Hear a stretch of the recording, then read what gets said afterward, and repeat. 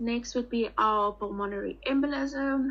So pulmonary embolism, on the history, patient would present with a sudden onset chest pain, which is usually associated with a dyspnea, hypoxia, hemoptysis, and coughing. There are multiple risk factors for PE. One of the easiest ways to remember them is the pneumonic thrombosis, which stands for trauma or travel, hypercoagulable state, or hormone replacement therapy, IV drug usage, being older, malignancies, birth control, obesity or obstetrics. So patients that are pregnant, please just remember that you can still get a PE and you're specifically at highest risk within the first 6 weeks postpartum. Any surgery, especially if the surgery causes immobilization, and then basically any sickness can be a risk factor, especially if you have your lumbar failures, acid, stuff like factor VIII Leiden.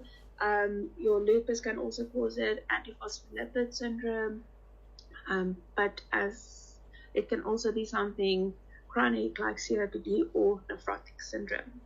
You need to risk stratify your patients to determine if they are at low risk, high risk, moderate risk for PEs. Or you can use the revised Geneva score, but on the Helen protocols, we actually use the Perth and the Wells score. So bedside assessments for working up a PE include ECG and cardiac POCUS is probably the most important. Don't forget to do a DVT assessment via point-of-care ultrasound, and it's important to pretty much look at the whole leg, not just limited compression ultrasound. Look at lung POCUS because maybe it'll help you with the differential, and don't forget to do a chest x-ray. You can also do an ABG on this patient, which will show a reduced partial O2, and that is in keeping with the size of the PE. So the larger the PE, the lower your PaO2 will be. You will do an ECG. ECG, most of the time, will only show you a sinus tachycardia. In very rare cases, cause the S1Q3 T3. Or other ECG finding would be your non-specific ST changes or T-wave inversions, especially in the anterior lead, which is indicative of right ventricular strain caused by the pulmonary embolus, or you can also have P pulmonale and a right bundle branch block. So probably the most important clinical exam for us to do is a cardiac point-of-care ultrasound at the bedside. So this video demonstrates a large right ventricle. And if you look at the size of the RV as compared to the size of the LV on the left, it's really big, it's dilated, and it shouldn't be. You can see that the interventricular septum is flattened, and it can actually be sometimes so severe that you get significant bulging of the interventricular septum into the left ventricle. There'll be a dilated plethoric IVC, and this video is showing McConnell's sign. So you get akinesia of the mid-free wall of the right ventricle with sparing of the apex. So you can almost imagine a little guy jumping up and down on the apex as if he's jumping on a trampoline. Don't forget to do a DVT assessment too. Chest x-rays are invariably negative in patients with a pulmonary embolus, but it's still important as part of your differential. There might be very subtle changes, and if you're lucky, you might see a wedge-shaped infarct, like is shown in this x-ray that's showing the Hampton hump. Advanced imaging very well might depend on what you have access to and your level of skill. If you don't have great POCUS skills, you might need a senior to help you with a formal echo and a formal DVT sonar. If you're working in a facility that has access to CT scan, doing a CT pulmonary angiography is great because it can also delineate other pathologies as well in the chest, but shows the pulmonary embolus beautifully and can tell you about the size and distribution of the pulmonary embolus, as well as having a CT sign of RV to LV ratio as well. And it's described quite nicely in CT. Doing ventilation perfusion, scintigraphy scans, less common these days, but also depends on where you work. And pulmonary angiography, although in the old days was very much the gold standard, it's very invasive, and in the ED we don't have access to this. This is an image from a CTPA showing a non-contrasted scan on the left and then a post-contrast scan on the right. Both of them you can easily identify the filling defect in the right pulmonary artery. What about D-dimers? They're probably one of the most over-requested and misinterpreted tests. Everybody seems to want to do one when they're suspecting a PE. So D-dimers are naturally released when clot is broken down. So when there's increased clotting, there's increased clot breakdown, which will cause an elevated D-dimer. There are many different causes for an elevated D-dimer. This means that it's a very non-specific test.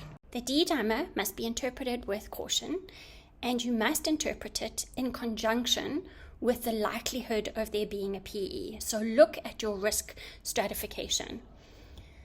A negative D-dimer can be helpful in a low risk for PE patient.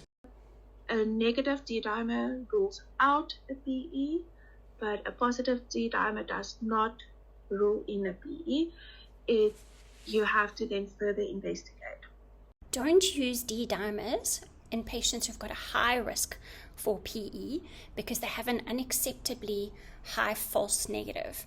Rather use other investigations. Remember that there is certain criteria that does change your D-dimer. These are your age-related, that you have to adjust your D-dimer. You see there is a formula. So basically, if they take your age, if it's more than 50, you times it by 10. Then you also need to remember to adjust your D-dimer for pregnancy. So there is trimester adjusted. You have your first trimester, second trimester, and third trimester. And with each trimester, because of the changes in the body, the D-dimer does go higher. So how you would manage your pulmonary embolus is you will, if your patient is hemodynamically unstable, this is usually what that you pick up in your primary survey. You will fix your ABCDs. So A, you might need to intubate the patient if there is cardiopulmonary collapse, or if your patient is in cardiac arrest. If your patient is not breathing adequately enough, you need to support the breathing. This can be provided by high flow O2 because that will also assist with pulmonary vasodilation. And you need to ventilate to optimize your VQ mismatch. And sometimes you do need to hyperventilate to clear the CO2. So that will all be seen on your ABG. Your ABG will guide your ventilatory support. You need invasive monitoring in this patient preferably. You need to optimize your fluid management so that you can support your right ventricular function, which is taking strain. And you need to provide inotropic support with either adrenaline or noradrenaline. What you do need to be careful of, however, is that you do not overload this patient, because remember, the heart is already struggling with the pulmonary embolus, and fluid overload is not going to help the situation. So based on the severity of your pulmonary embolus, you need to decide how you're going to manage it. If it is a massive PE, patients are usually hemodynamically unstable. You need to thrombolyze this patient. So thrombolization usually occurs with RTPA or alteplase. Ideally, this patient needs an embolectomy, but obviously in our facilities, it is not always possible. If you have a patient with a submassive pulmonary embolus, this is usually when the patient is hemodynamically stable, but there is evidence of right ventricular dysfunction. You need to risk versus benefit, whether you need to thrombolize based on what their risk for bleeding is. But these patients with the submassive usually get half dose thrombolysis with low molecular weight heparin. Your non-massive PEs, these are your hemodynamically stable patients with a normal right ventricular function. These patients are usually treated with anticoagulation, so low molecular weight heparin plus minus an anticoagulant. Usually the anticoagulant is when they are discharged, but they do get started with in the wards. Obviously, this is not what we start in ED. We do the low molecular weight heparin.